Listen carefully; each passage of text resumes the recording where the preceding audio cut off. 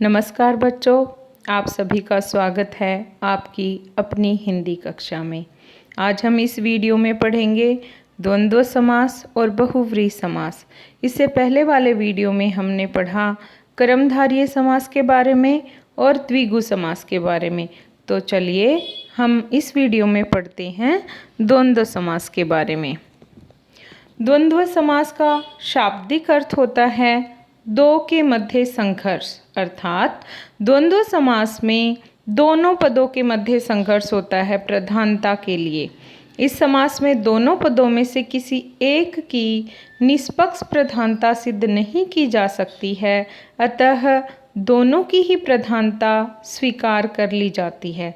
समास विग्रह करने पर और, एवं, या, अथवा आदि संयोजक या विभाजक शब्दों का प्रयोग किया जाता है। द्वंद्व समास में दोनों पद प्रधान होते हैं तथा सामासिक विग्रह करने पर और, एवं, या, अथवा संयोजक या विभाजक शब्द आते हैं। ये हमें याद रखना है। आगे हम चलते हैं कि द्वंद्व समास की पहचान हम कैसे कर सकते हैं। दोनों पदों के बीच में जब द्वंद्व समास का सामासिक पद बना हुआ होता है तो उसमें प्रायः योजक चिन्ह का प्रयोग होता है। तो यह द्वंद्व समास को पहचानने का एक आसान तरीका है। तो आगे हम देखते हैं द्वंद्व समास के उदाहरण। देश, विदेश। अब आप इसमें देखोगे योजक चिन्ह लगा हुआ है। सामासिक विग्रह क्या हुआ? देश और विदेश। माता, पिता, दोनों पद प्रधान है। अब देखिए इसमें, और सामासिक विग्रह कैसे हुआ? माता और पिता। पढ़ा, लिखा, पढ़ा और लिखा। दूध, रोटी, दूध और रोटी। एक, दो, इसका सामासिक विग्रह क्या होगा? एक या दो। पाप, पुण्य, सामासिक विग्रह क्या होगा? पाप या पुण्य। सुख, दुख, सामासिक विग्रह क्या होगा? सुख अथवा दुख। धर्माधर्म, सामासिक विग्रह धर्म अथवा अधर्म। हानि, लाभ, हानि अथवा लाभ। अब देखिए हमने योजक चिन्ह भी देखा और साथ में देखा कि इसमें दोनों पद प्रधान होते हैं। और, या, अथवा आदि चिन्हों का प्रयोग भी हुआ है। आगे हम बात करते हैं बहुव्रीहि समास की। जिस समस्त पद में कोई पद प्रधान नहीं होता है तथा दोनों पद मिलकर किसी तीसरे पद की ओर संकेत करते हैं, उसमें बहुव्रीहि समास होता है। उदाहरण है नीलकंठ, अर्थात इसका सामासिक विग्रह होगा नीला है कंठ जिसका, अर्थात शिव। अब इसमें देखिए नीलकंठ जो सामासिक पद है वो कोई तीसरे अर्थ की ओर इशारा कर रहा है। नीला कंठ अर्थात जो गला नीला है, इसका सामान्य अर्थ निकलता है, पर गला नीला किसका है? शिव का है। नीले रंग का कंठ किसका है? शिव का है। तो यहाँ पर क्या अर्थ निकला है? तीसरा अर्थ निकला है, इसलिए इसको बहुव्रीहि समास कहते हैं। आगे हम उदाहरण की बात करेंगे बहुव्रीहि समास की। तो पहला है सामासिक पद लंबोदर। उसका सामासिक विग्रह हुआ लंबा है उदर जिसका, अर्थात गणेश। दशानन, दश हैं आनंद जिसके, अर्थात रावण। चक्रपाणि, चक्र है पानी में जिसके, अर्थात विष्णु। पाणी मतलब हाथ, हाथ में चक्र कौन धारण करते हैं? विष्णु भगवान।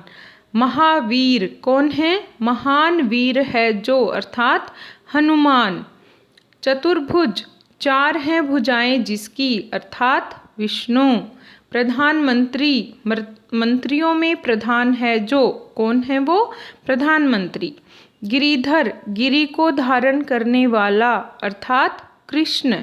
तो ये है तीसरे अर्थ की ओर इशारा और इन सब में है बहुव्रीहि समास। अब और उदाहरण है पीताम्बर, पीत है अंबर जिसका, पीले हैं कपड़े जिसके, अर्थात कृष्ण। त्रिलोचन, तीन हैं लोचन जिसके, तीन हैं आँखें जिसके अर्थात शिव। चंद्रमौली, चंद्र है मौली पर जिसके अर्थात शिव। घनश्याम, घन के समान श्याम, श्याम रंग के कौन है? कृष्ण। हलधर, हल वह जो हल को धारण करता है, और ये कौन थे? कृष्ण के बड़े भाई बलराम।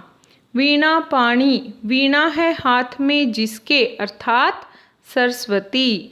अंशुमाली, अंशु अर्थात किरण, किरण की माला है जिसकी अर्थात सूर्य। तो ये हैं उदाहरण बहुव्रीहि समास के। अब हम बात करते हैं कर्मधारय और बहुव्रीहि समास में क्या अंतर है। देखिए, कई बार क्या होता है, एक ही सामासिक पद के आप विग्रह करते हो और विग्रह करने के बाद जो समास का नाम देते हो उसी आधार पर आपका समास सही और गलत होता है। देखिए, जैसे एक उदाहरण है नीलकंठ, तो आपने लिखा नीलकंठ अर्थात नीला है जो कंठ, ये लिखा और आपने आगे लिख दिया कर्मधारय समास, ये बिल्कुल सही है। पर आपने ये लिखा नीला है जो कंठ और सामने लिख दिया बहुव्रीहि समास, तो वो आपका गलत हो जाएगा। भले ही आपको सामासिक विग्रह करने पर आधा मार्क्स मिल जाए, पर समास का नाम जो आपने लिखा है वो वहाँ पर आपने गलत लिखा है। नीलकंठ में नीला है कंठ जिसका अर्थात शिव, ये सामासिक विग्रह करके अगर आप लिख देते हो कर्मधारय समास, तो ये आपका समास गलत हो जाएगा। तो अगर आपने सामासिक विग्रह सही करके समास का नाम सही लिखा है, तो वो दोनों आपके सामासिक विग्रह और समास का नाम सही माना जाएगा। यही हमें अंतर बस इतना ही समझना है, चाहे वो कोई भी शब्द हो। आगे हम बात करते हैं द्विगु और बहुव्रीहि समास की। इसमें देखिए, आप देखोगे जैसे कि 4 भुजाओं का समूह, तो ये द्विगु होगा, पर 4 हैं भुजाएं जिसकी अर्थात विष्णु, तो ये क्या हो गया? बहुव्रीहि समास हो गया। ऐसे ही दशानन, 10 क्या है? संख्या बोध है। फिर आनन क्या है? समूह का बोध कराता है। तो ये सामासिक विग्रह पर निर्भर करता है कि हमने सामासिक विग्रह कैसे किया और समास का नाम क्या दिया। तो मैं एक बार फिर से आपको बताऊंगी, आप अगर परीक्षा में 10 आननों का समूह करके बहुव्रीहि समास लिखते हो तो वो आपका गलत होगा। 10 आननों का समूह करके अगर आप द्विगु समास लिखते हो तो वो सही होगा। और अगर आप ये दूसरी तरीके से भी कर देते हो, 10 आनन है जिसके अर्थात रावण, और समास का नाम बहुव्रीहि लिखते हो, तो वो भी आपका सही होगा। तो ये होता है हम सामासिक विग्रह उस शब्द का कैसे करते हैं और फिर समास का नाम क्या देते हैं। बस ये सावधानी हमें परीक्षा में बरतनी है, तो हम अपने जितने पूरे अंक हम प्राप्त करेंगे इस टॉपिक पर। तो आगे हम बात करेंगे अभ्यास। ये जो पूरा समास का टॉपिक हमने पढ़ा है, इसके हम अभ्यास करेंगे नेक्स्ट वीडियो में। और समास का पूरा PDF मैंने डिस्क्रिप्शन में दे दिया है, तो आप वहाँ पर भी लिंक देखकर डाउनलोड कर सकते हो। अगर आपको ये वीडियो पसंद आया हो तो लाइक ज़रूर कीजिए। Thank you.